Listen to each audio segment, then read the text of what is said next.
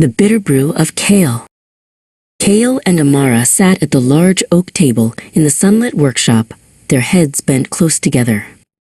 For weeks, they had been building a magnificent mechanical songbird, its brass feathers shimmering in the light. Kale carefully held a tiny spring with tweezers, while Amara prepared the final golden gear. They were the best of friends, and this was their greatest creation. Suddenly, Amara's sleeve caught on the edge of the workbench. As she pulled away, her arm swept across the table, sending the delicate songbird crashing to the stone floor. It shattered into 100 jagged pieces of brass and wire. Amara gasping, her face pale with shock. "I am so sorry, Kale."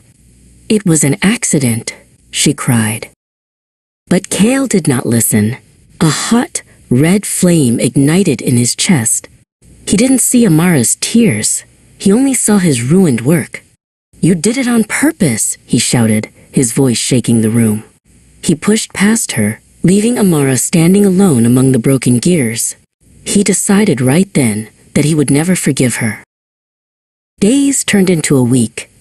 Kale carried his anger everywhere, like a heavy, jagged stone.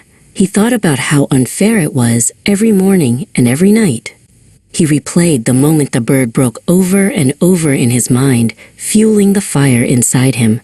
While he fumed, he noticed Amara through the window. Kale watched Amara at the local park. She was laughing with other children, tossing a ball and enjoying the bright afternoon sun. She seemed to have moved on, her life full of light. Meanwhile, Kale felt sick. His stomach ached, his head throbbed, and the air felt heavy and gray. His anger wasn't hurting Amara at all. It was only hurting him. That evening, Kale visited the garden of Soren, a wise elder known for his quiet strength. Soren was tending to his herbs when he saw Kale's clouded face. "You look as though you've swallowed a cloud of smoke, Kale," Soren said softly. Kale told him everything: the broken bird, the betrayal, and the burning anger that wouldn't go away. Soren stood up and went into his small stone cottage, returning with a cup filled with a dark, swirling purple liquid. "This is the brew of resentment," Soren explained. "Every time you replay your anger, you take a sip. You believe that by drinking this, the person who hurt you will feel the bitterness. Go on, take a drink." Kale took a long sip. Immediately, his tongue felt numb, and a sharp bitterness coated his throat. His stomach cramped, and he felt a wave of nausea.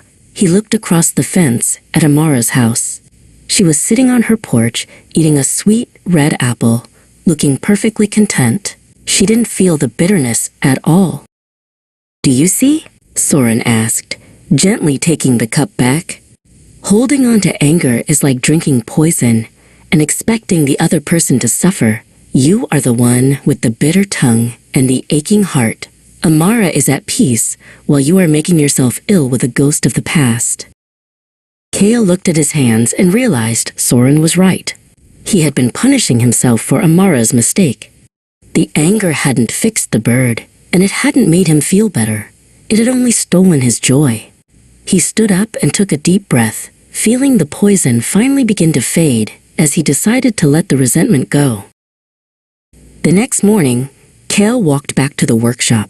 Amara was there, quietly sweeping the floor. When she saw him, she froze, looking fearful of another outburst. Kale walked up to her, his heart pounding, but the red flame in his chest was gone. "I'm sorry for shouting, Amara," he said. "I don't want to be angry anymore." Amara smiled, a look of immense relief washing over her. "I've missed you, Kale," she said.